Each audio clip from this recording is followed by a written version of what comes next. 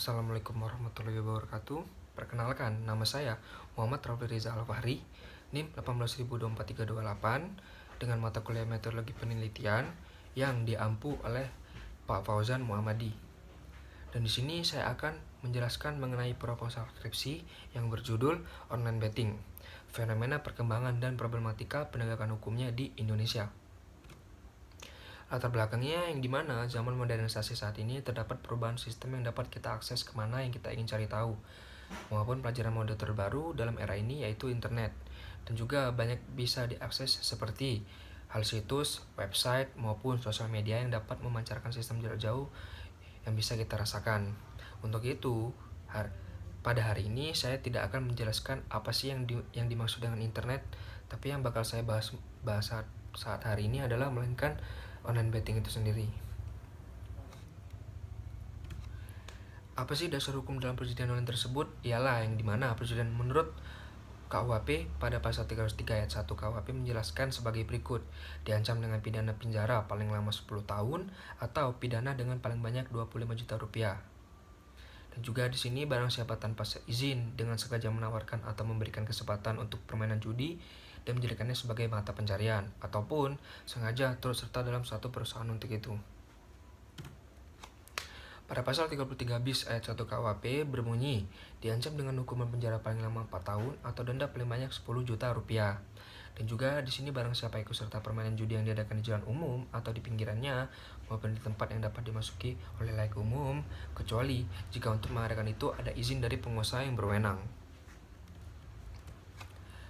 Ketentuannya pada pasal 1 Undang-Undang 7/1974 menyatakan semua tindak pidana perjudian sebagai kejahatan. Karena itu, pasal 540 KUHP yang semula judi di jalan umum dinyatakan sebagai pelanggaran telah berubah menjadi kejahatan dan diubah menjadi pasal 303 bis KUHP. Dan juga pengharapannya itu bertambah besar dikarenakan judi ini istilahnya berdampak kepada keuntungan, atau istilahnya untung lah. Kalau misalnya kita tuh dapat keberuntungan dan dapat untung. Nah, dan di sini pun judi ini pertaruhannya tentang keputusan perlombaan atau permainan lain yang tidak diadakan oleh mereka yang turut berlomba atau bermain. Demikian juga segala pertaruhan yang lain-lain. Dan juga di sini ada beberapa pasal yang dimana pasal 27 ayat 2 UU dan juga pasal 45 ayat 2 UU 19/2016. Dan kemudian ada contoh kasus yang dimana semulanya ini kecanduan judi online dengan beberapa kriteria yang dimana ada salah satu orang ini menyamar sebagai tumbal dan dua temannya ini sebagai perampok dan ingin merampok salah satu toko dan untuk mengambil uang. Alasannya kenapa uang yang habis mereka rampok ini bakal dilakukan untuk main judi lagi, karena mereka ini sudah termasuk salah satu orang yang istilahnya ketagihan dalam berjudi online. Dan di sini pada dasarnya tujuan penelitian ini dibuat dengan adanya pengetahuan terapan dari kasus tindak pidana yang saat ini sedang ramai-ramainya. Berdasarkan uraian pada paragraf sebelumnya, maka penulis tertarik untuk mengkaji dalam persoalan tersebut dengan melakukan penelitian berjudul Online Betting, Fenomena Perkembangan dan Problematika Penegakan Hukumnya di Indonesia. Rumusannya masalahnya apa sih? Yang dimana ada apa sih faktor penyebab online betting tersebut dan kenapa lebih banyak kerugian yang dikeluarkan, dan yang kedua sanksi pidana apa yang dilakukan jika kita berdampak bermain judi online tersebut terus menerus dan yang dirasa didapatkan tuh kerugian daripada keuntungannya. Nah, disinilah tujuan penelitiannya itu untuk mengetahui beberapa faktor yang dirasa masyarakat itu dengan tindak pidana kasus judi tersebut ini berdampak sangat fatal, dan juga mengetahui beberapa sanksi yang saat ini ditinjau dari tindakan kasus pidana judi ini untuk melakukan sebuah pencarian kasus yang berdampak sama dengan jeratan kasus yang berat dan dapat diketahui beberapa undang-undangan maupun pasal dalam kasus kriminal ini. Dan ini juga ada beberapa mapel penelitiannya seperti penulis, ilmu pengetahuan, Universitas Ahmad Dahlan yaitu kampus, dan juga beberapa tokoh masyarakat lainnya. Dari sini tinjauan pustakanya itu mengenai penelitian terdahulu, yang dimana ada salah satu penelitian Ramli fenomena judi bola online di kalangan mahasiswa. Dia ini di sini mencari beberapa permasalahan mengenai judi online ini di kalangan mahasiswa yang berdomisili di kota Makassar.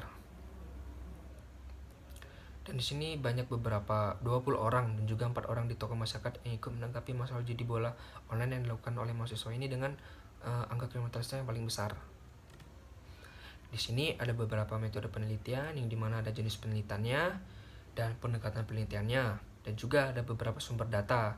Yang dimana sumber data ini dibagi menjadi dua, yaitu ada data primer dan data sekunder. Yang dimana data primer ini istilahnya kita tuh mencari ataupun turun langsung ke masyarakat untuk bisa kita interaksi dan mewawancarai mengenai kasus ini. Dan juga data sekunder ini seperti kita halnya biasanya mencari jurnal ataupun situs-situs website yang lainnya dan buku-buku toko-toko yang lainnya. Dan juga di sini data sekunder ini memiliki dua, yaitu ada bahan hukum primer dan maupun bahan hukum sekunder. Dan ada bahan hukum tersier, dan juga yang keempat ini mengenai lokasi penelitian kita mau di mana, seperti itu. Dan ada metode pengumpulan data, dan juga dibagi lagi dalam metode pengumpulan data ini seperti halnya tadi data primer ataupun data sekunder yang sudah saya jelaskan mengenai data primer itu apa dan data sekunder itu seperti apa. Dan yang terakhir adalah analisis, yang dimana seluruh dari hasil penelitian kita dari sampai latar belakang, sampai rumusan masalah, metode ataupun tujuan pustaka lainnya itu masuk dalam analisis dan bisa kita kaji semuanya. Mungkin itu saja yang bisa saya terapkan mengenai proposal skripsi saya ini nanti. Semoga dapat bermanfaat bagi teman-teman yang lainnya. Dan saya rasa mungkin proposal skripsi nanti bakal saya bawa ke jenjang yang selanjutnya. Mungkin itu saja yang bisa saya sampaikan. Lebih dan kurangnya saya mohon maaf. Saya akhiri. Wabillahi taufiq wal hidayah. Wassalamualaikum warahmatullahi wabarakatuh.